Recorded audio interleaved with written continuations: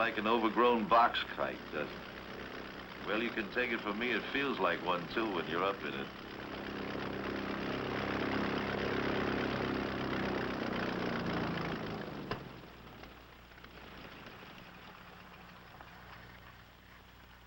You've heard the expression, flying by the seat of your pants? Well, this is where it came from. Sitting in this old bucket seat right here. See, the Wright brothers had no instruments of any kind, except a little old oil gauge down here. It tells you got some oil pressure back there. And this stick, this column, and this wheel is exactly the same as we have in the big airliners of today. When I push the stick forward, notice that flipper comes down, it pushes the tail up and the nose down. Vice versa this way. Want to drop the right wing, do it this way. Left wing this way. And here are the rudder bars that work the rudders in the tail. You see, the principles were the same then as they are today. No difference. Here is a model of a Spad, the airplane that Captain Eddie Rickenbacker flew in World War I, only 10 or 12 years after the Wright brothers' first flight. It's a shame that it had to be used as a weapon of destruction so soon, but the war brought that on. This is Captain Rickenbacker in the plane he made famous in World War I. These old films show the dashing young skipper of the 94th Squadron leading his boys into a dogfight. The hat and the ring insignia was always present when the fighting was thickest. The wild blue yonder was really wild in those days, when there was just so much wood and canvas between you and the enemy, between you and the ground. Down in flames was the rule rather than the exception. They had no protection. They had no parachutes.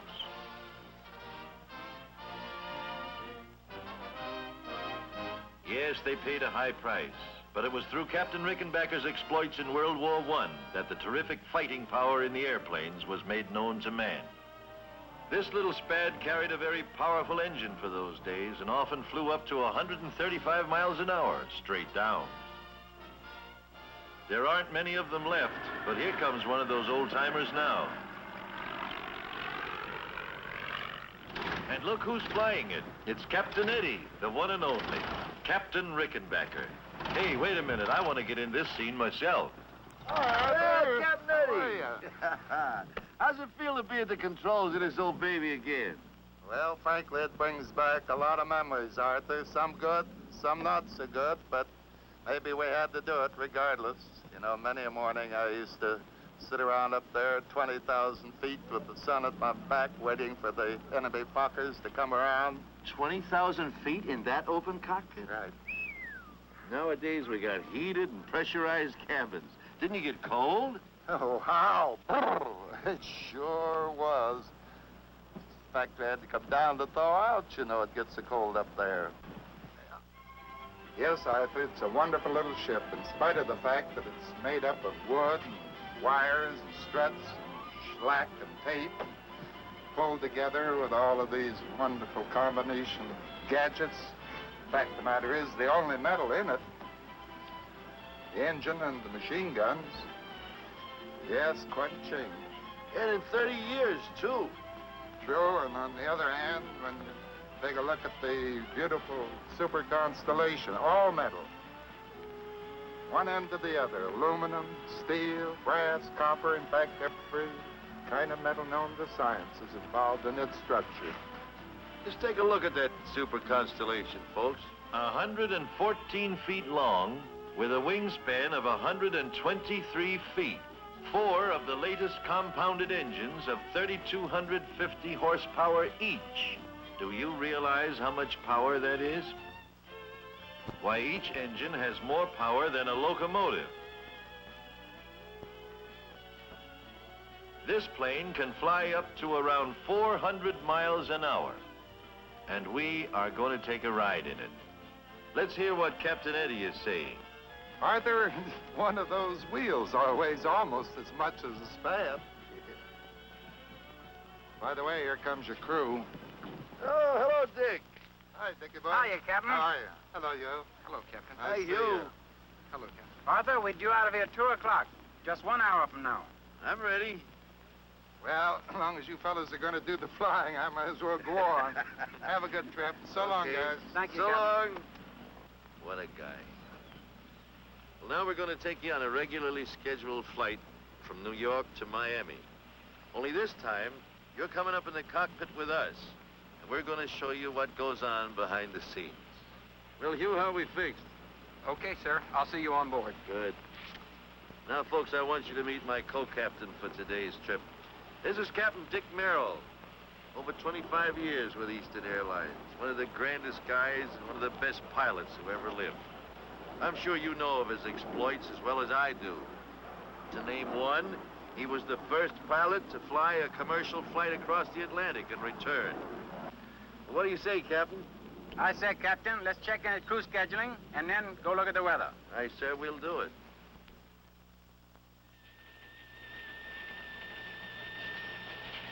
Oh, boy, look at that beautiful high. Yeah, but look at this front back here. See, how fast is that front moving? About 25 miles per hour to the east, Captain. Here's the latest map.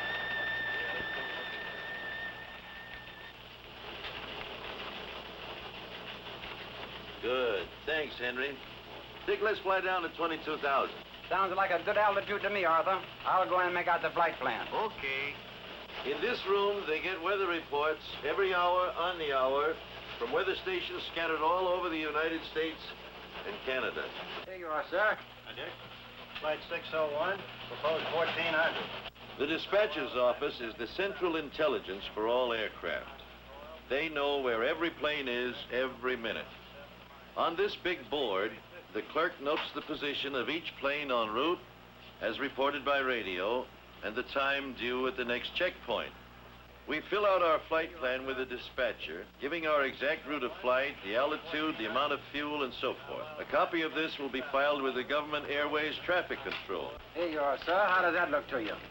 The dispatcher gives us official clearance, and we're on our way.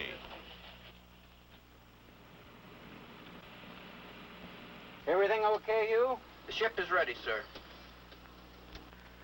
88 passengers, Captain. Gross weight 112,000 pounds. Another full load, eh? Thanks, Al. That's what I like to see. Now, for you folks who've never been up on a flight deck before, this is it. The captain and the pilot have the flying controls at their fingertips at all times. While over here, the engineer is very busy with the engine instruments. These are the throttles, just like the accelerators on your car, one for each engine. 2, 3, 4. This is the control column. And with it, you fly the airplane. To the right, to the left, down, up, and here are your rudder pedals down below. The airspeed indicator shows just that, how fast we are going through the air. The altimeter tells us how high we are. This vertical speed indicator tells us our rate of climb or descent. The automatic direction finder? Well, that's just what its name would imply. It points to where we want to go when we tune in a radio station with it. This is the Fluxgate compass. And this one is the old reliable magnetic compass, just like Columbus had when he came over here.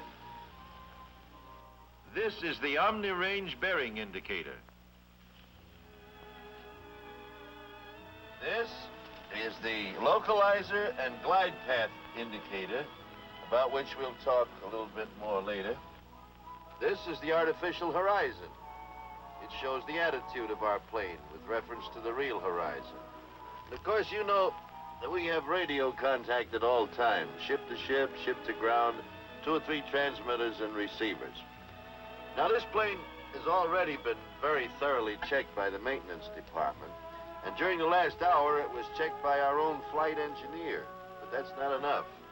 The pilot and the captain have 1, 2, 3 lists of checks to make before we start down the runway to take off. Okay, Dick, we'll do the before starting engines check, huh? Right. Oxygen mask. Immediately available. Brake selector. And so on through 39 separate Yes, yeah. items. Now, you passengers wonder why we sit and wait sometimes at the end of the runway. It is because the captain and the co-pilot and the crew are making these additional last-minute checks. Well, I guess we're ready to wind him up, Dick. Now switch over to intercom and talk to that gentleman outside there by the nose and get ready to start the engines.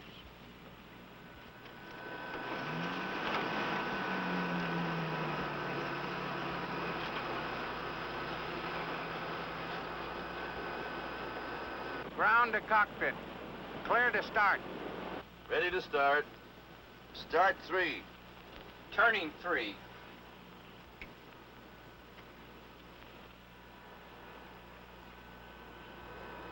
Contact 3.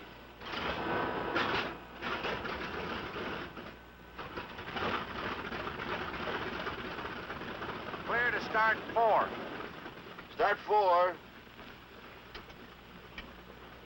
Turning 4.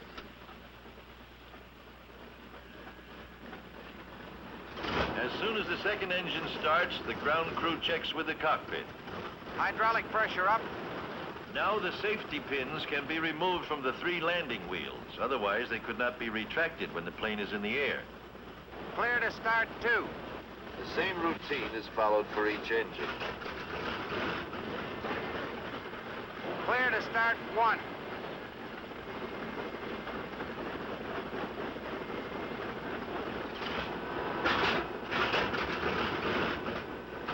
When the engines are all turning, the cockpit team goes through another checklist routine. Okay, Dick, let's do the before taxiing check. Flux gate. Cage. Hydraulic pressure. Okay. Gear pins. Three pins. After that, he checks by radio with the airport ground control. Idlewild ground control from Eastern Airlines trip 601. Taxiing instructions. Eastern 601, clear to taxi, clear to runway 13 right, 13 right, the wind south-southeast 10, altimeter 2997. Get the runway, Arthur. 15. 13 right, right? Right. 13 right, okay. Ready to taxi? Brakes off.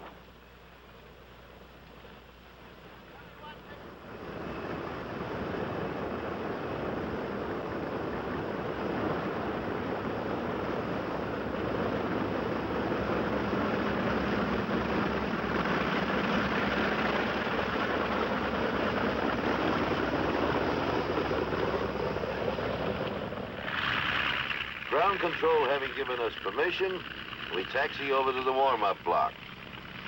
You notice they told us which runway to use and the wind direction.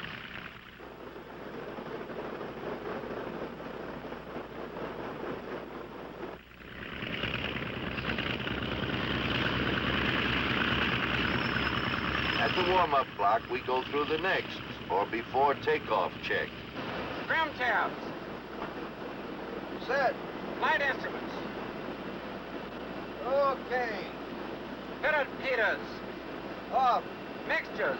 11 items are checked this time. The last check before the plane leaves the ground. Ready to check mags. Number 1.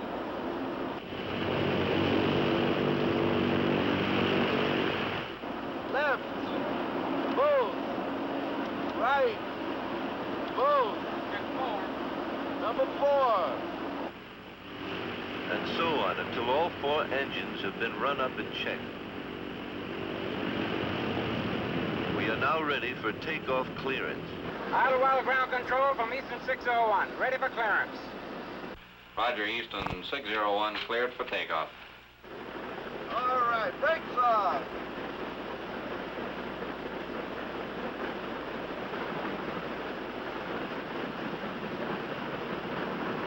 We're clear for takeoff.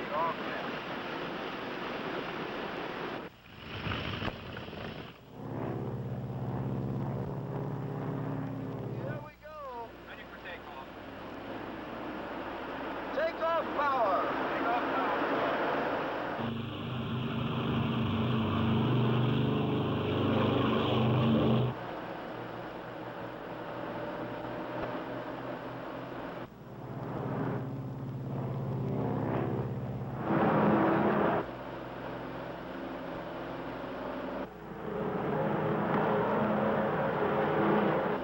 Gear up.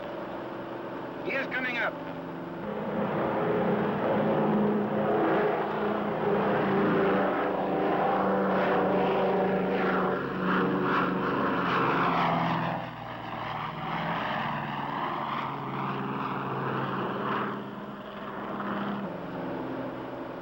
are.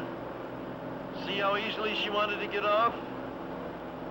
Big as this Super Connie is, she wants to fly right on off of there.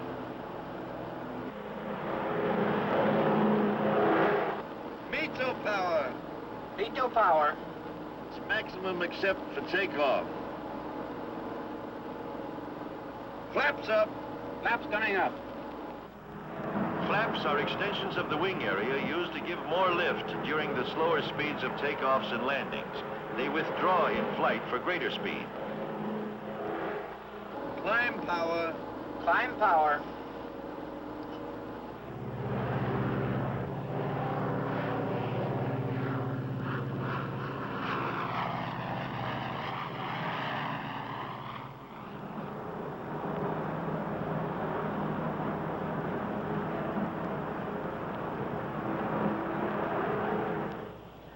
Care for magazine, sir?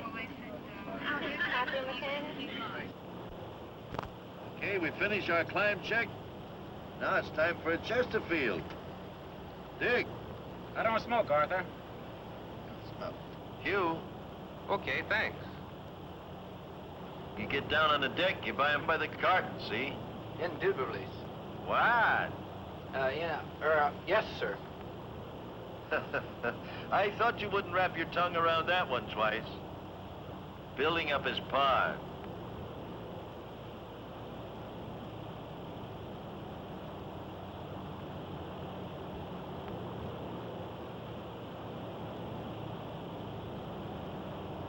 Oh boy, this is the life.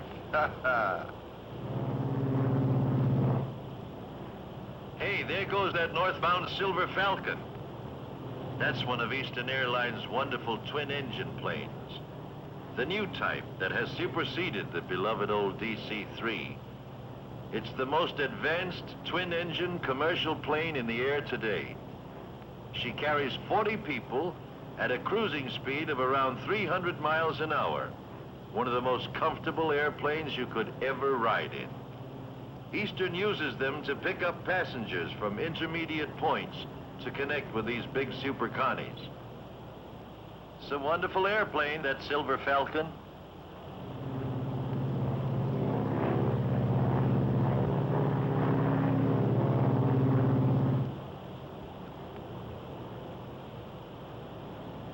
Smells like the girls are getting ready to serve dinner back there. Gwen, the water's hot for tea if anyone cares for anything. Thank you, Al.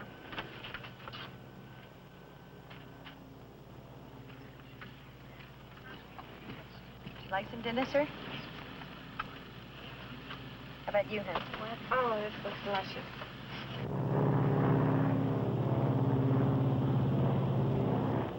Okay, let's level off here. Cruise power. Cruise power.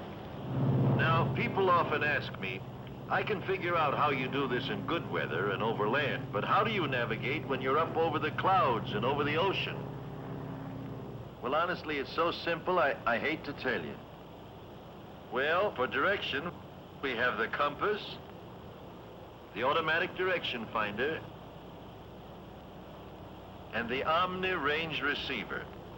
Let me show you how that works. Dick, take over for a minute, will you? Look, let me show you how it works. I'll fix this up here and draw you a little map. Let's come on down here. We draw the coastline down through Atlantic City, on down here to Wilmington, Myrtle Beach, on down the coast very crudely. We're flying along out here somewhere. We've got an Omni radio station here in Atlantic City. We've got another one here at Norfolk, and we've got another one down here at Myrtle Beach. So we tune in this station here. And on our little dial window I showed you a minute ago, it says that we bear from that station, say 300 degrees. Well, we draw a line of 300 degrees magnetic true bearing right through that station, which extends out here somewhere. We are somewhere along that line, but where? Okay, so we tune in this next station down here. And that one says in the little window that we have got a bearing of, say, 260 degrees. So we draw a line through that station at 260 degrees true. And where those two lines cross, that is where we are, right there. A little snooze, a few hours have gone by, and we are now approaching Miami. Now we'll show you what takes place in our approach and our landing. time for us to start a gradual descent. But first, we have to get clearance to approach. Richard? Miami Tower from Eastern 601, 10 miles north. Eastern 601, 10 miles north at 11. Make left turn in, runway 17, wind south 10, altimeter 2998.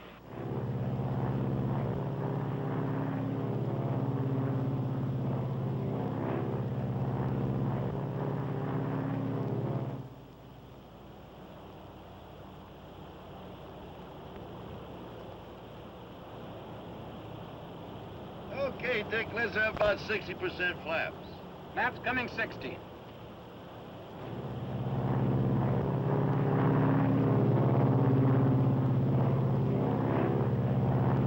Gear down. Gears coming down.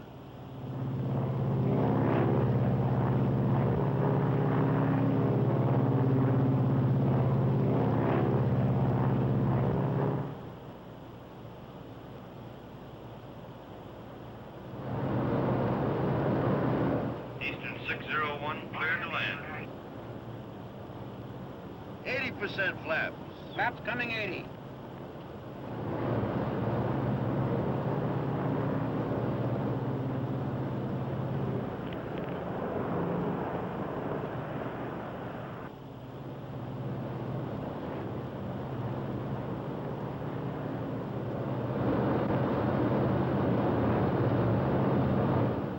Full flap. Full flaps.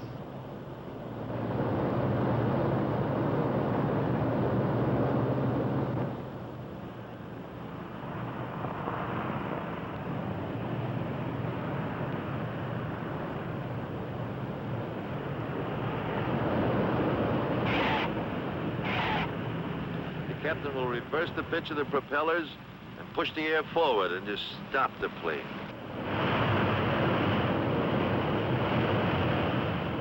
There. You see, that acts as a powerful brake.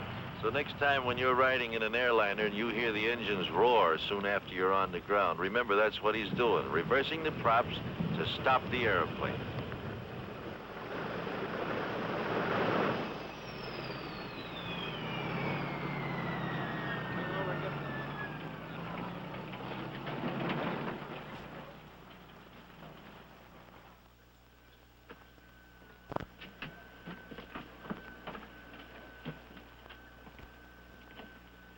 Well, here we are, right on schedule. I hope you folks enjoyed this as much as we did. Of course, this was purely and strictly a routine flight with beautiful weather. But maybe we've been able to show you some things you hadn't seen before. But you know, I'll bet you right now some of you are saying, well, sure, this was nice, it was lovely weather, but what happens when the weather is bad? Well, believe me, it's still routine. You see, in the first place, up where these Super Connies do most of the flying, the weather's always nice, way up on top of all the bad weather. Usually it's only on approaches to our airports that weather becomes any problem, and then not much. Long as we have half a mile of visibility and 200 foot of ceiling, no problem at all. Now, these minimums are arbitrarily set up by the Civil Aeronautics Administration in the interest of general safety. Actually, we can land one of these airplanes when the minimums are 00. Let me show you. Here we are flying on instruments. We're in the clouds. It's one of those nights that the birds aren't even walking. We have been cleared to make an instrument approach. We have been cleared to the outer marker. This point we call the outer marker is located approximately 5 miles from the end of the runway.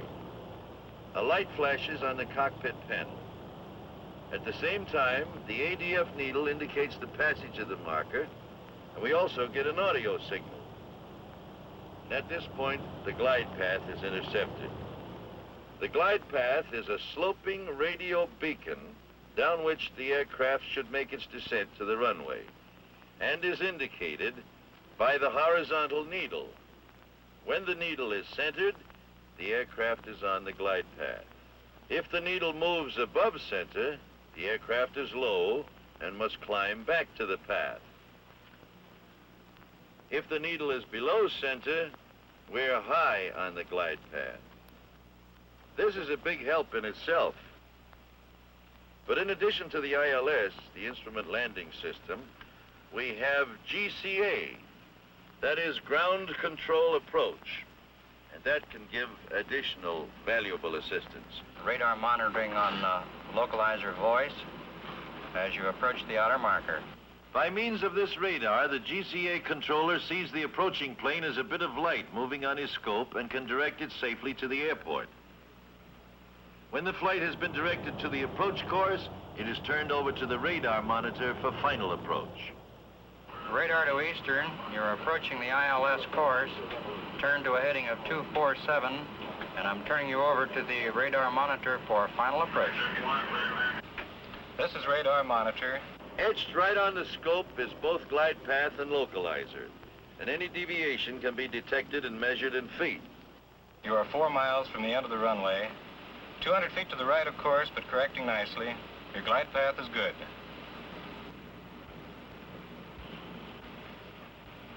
You are 3 miles from the end of the runway.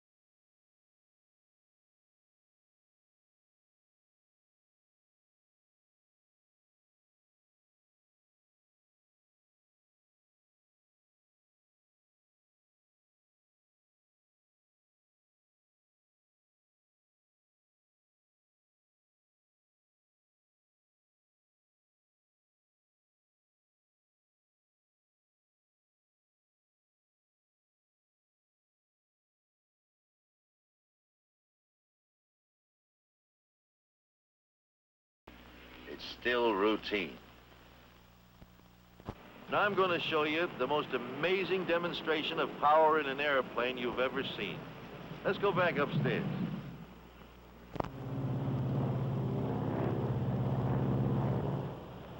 Now watch this. Feather 1. Feather 1.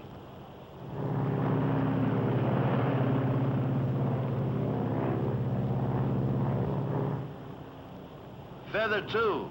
Feather 2.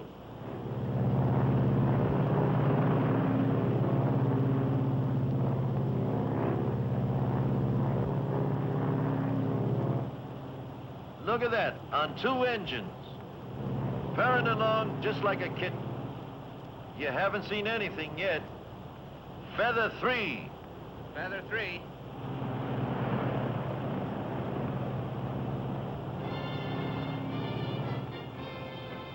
Boy, oh boy, look at that.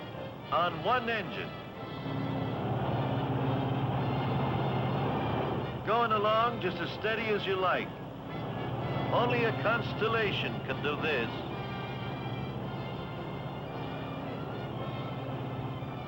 Why do we have all that tremendous reserve of power? Because, my friends, power means safety. That's why this Super Constellation is the most dependable airliner in the world today. Okay, Hugh, bring in 1. Unfeathering 1.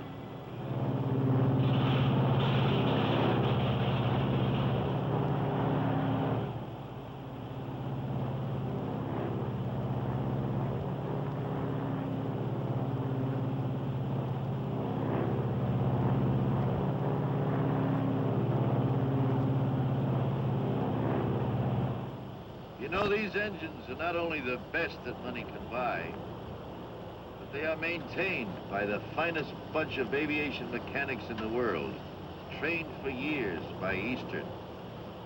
You know, you can have the best captains and the best pilots in the world.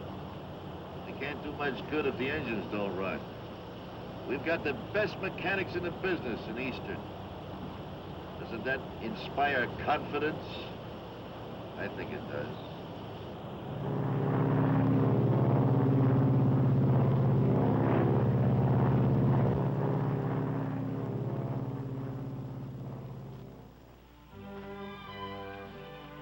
Well, we all have our dreams, I guess. I never did aspire to own an airline, but I always wanted an airplane of my own, even when I was a kid. I've got two of them now, a DC-3 and a Navion. And there are thousands of privately owned airplanes all over America today. This is the little airport or landing strip that I use when I fly home to Virginia.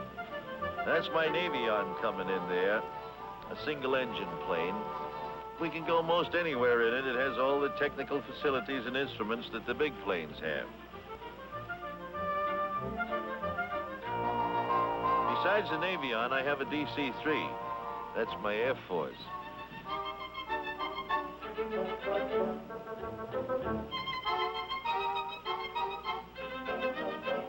We call this little field the Leesburg International Cow Pasture.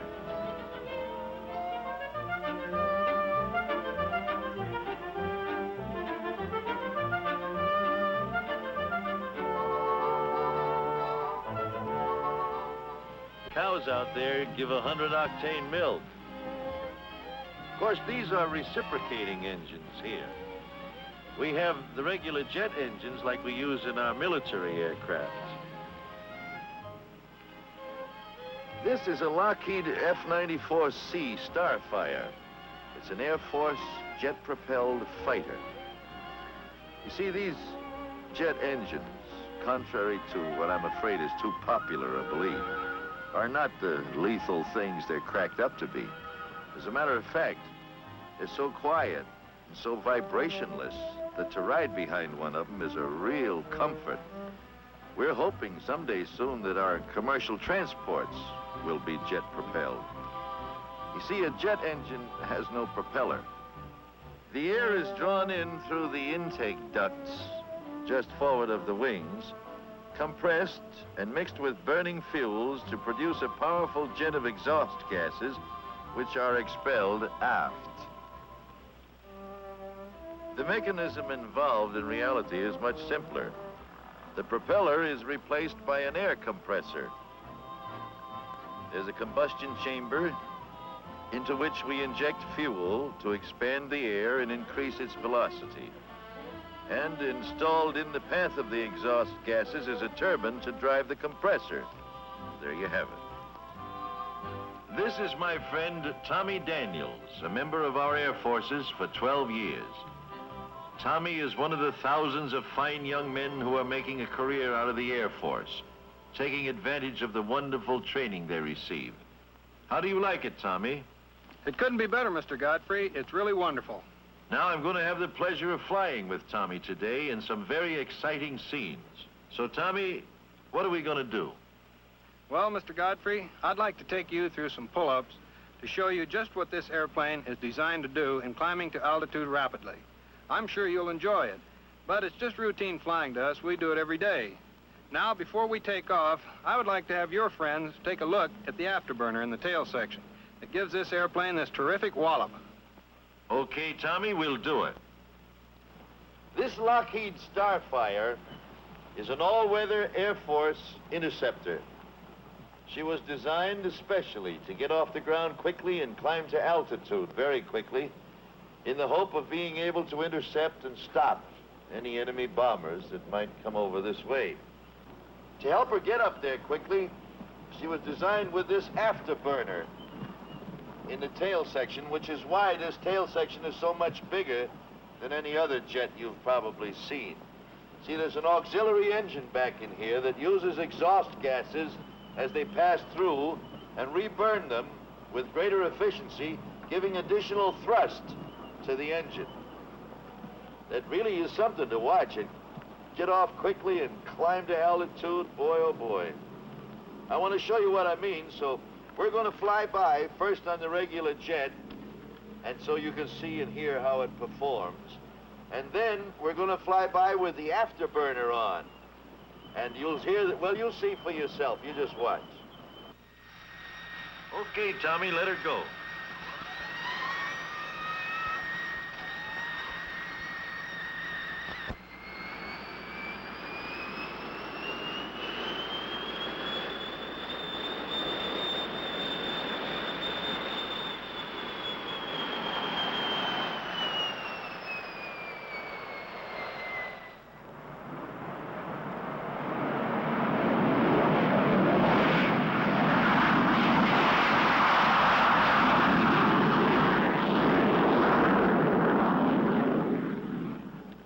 We are approaching you now on straight jet. Watch our rate of climb.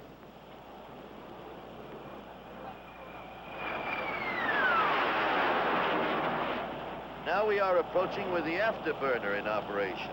Watch the increase in this climb.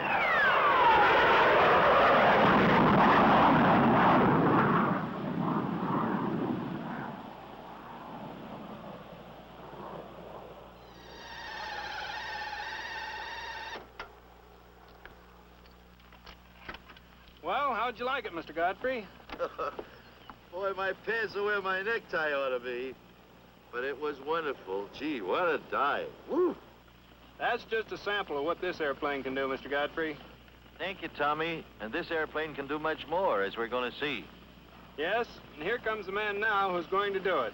And here is the chief test pilot for Lockheed, my good friend Tony LeVick. Hello, Arthur. It's good to see you. Well, if you think those pull-ups were something, Arthur, just watch and I'll show you how easy it is to penetrate the sound barrier with this airplane. I wasn't with Tony on this flight, but we have a camera specially rigged on the tail to give you a close-up view of what happens when you break the sound barrier. Let me tell you what to watch for. First, notice the deep color of the sky, how much darker it is at 45,000 feet where Tony will start his dive. You are not only far above the clouds, but also above the haze and dust of the lower atmosphere. You are looking at the pure ultraviolet rays of outer space. There's the peel off. Now listen as the sound builds up. Usually, there are two thunderclaps. One when the plane runs away from its sound, and the second when the sound catches up again. Between the two, you are flying faster than the speed of sound, and it is absolutely silent. Now the sound is building up.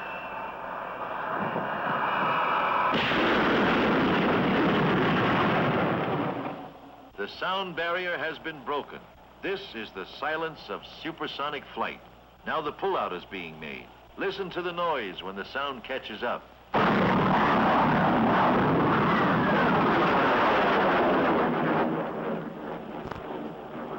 Now you folks have just seen some very spectacular flying.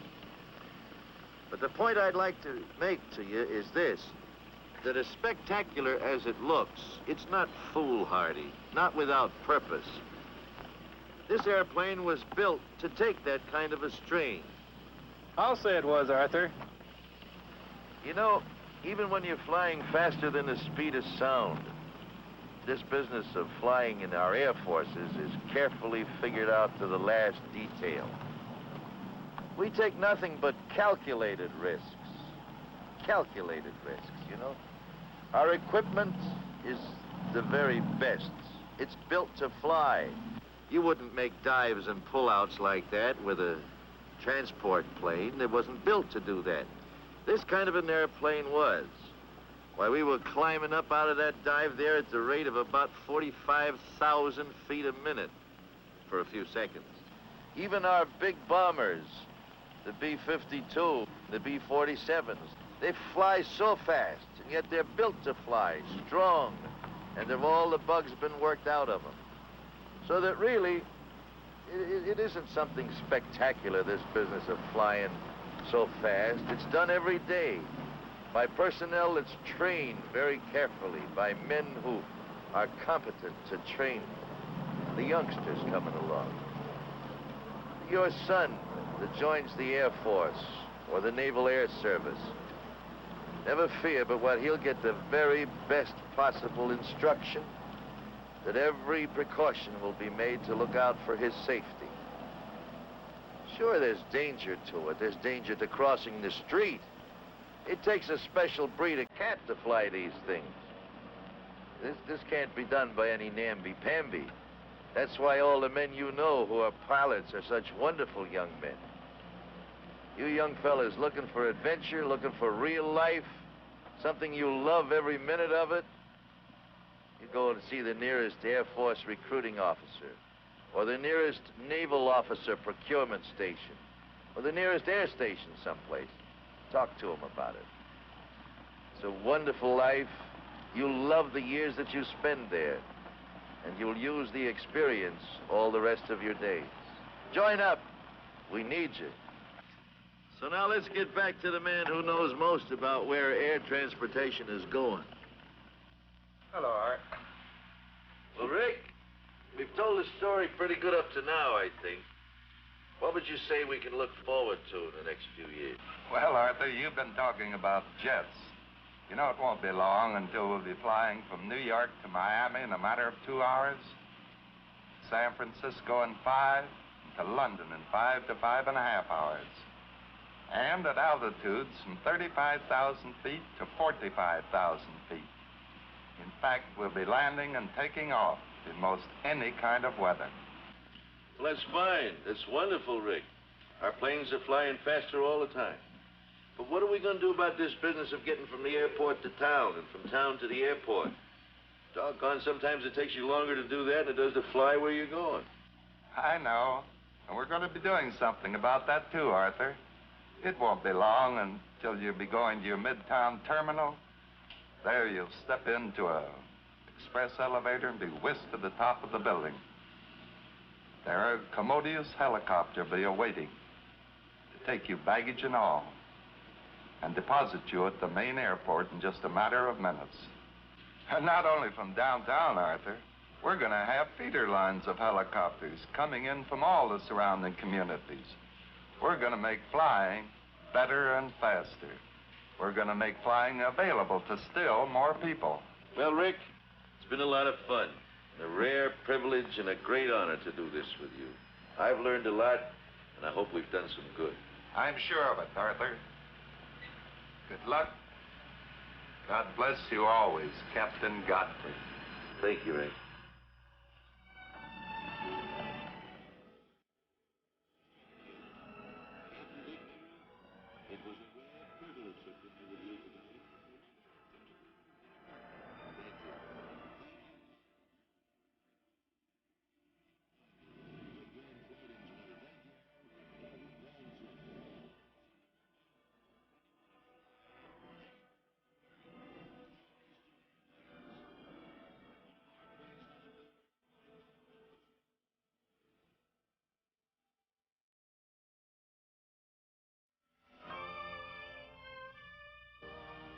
Hello.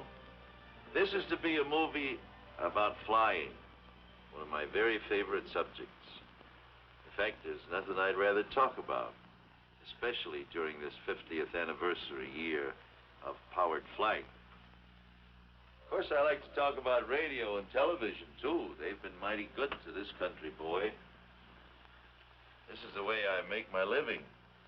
But what makes that living worthwhile is to get out there in the wild blue yonder in a good airplane with the whole universe waiting for me. Not just because it's a thrill, although it certainly is that, but because I like to think that aviation, as far as it has advanced, and it certainly has come a long way, is still very young. Oh, we've come a long way since the days when my good friend, the ace of aces, Captain Eddie Rickenbacker, used to fly around in France in those Spads. The Dean of Aviation. Just think, he's been flying for nearly 40 years. Why, it's only 50 years since the Wright brothers. You know, they call me one of the old-timers in aviation, but I didn't begin to fly in earnest until 1929. Gosh, that's almost 25 years ago now, isn't it? You know, I've done more flying in the last 3 years than I did in the first 22. Here, let me show you. I have been commissioned in the Naval Reserve since 1939, but because of an old injury to my legs, the Bureau of Medicine and Surgery wouldn't clear me for military airplane flying until 1950.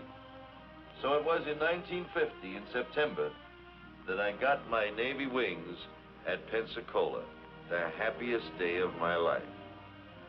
Since that time, I have qualified as a carrier pilot, as a jet pilot, as a helicopter pilot, and here is the coveted Navy Green Ticket, the highest instrument rating given to Navy pilots. Of course, I'm very proud of all of these military certificates. But here's one here that makes me very, very, very happy.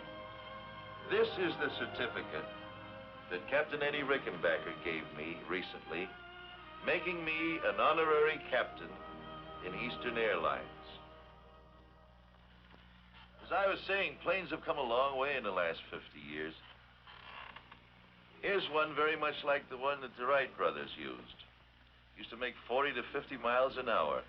There's still one or two of these around, too. It's a funny-looking affair, but most of the basic principles we use today were developed in this plane.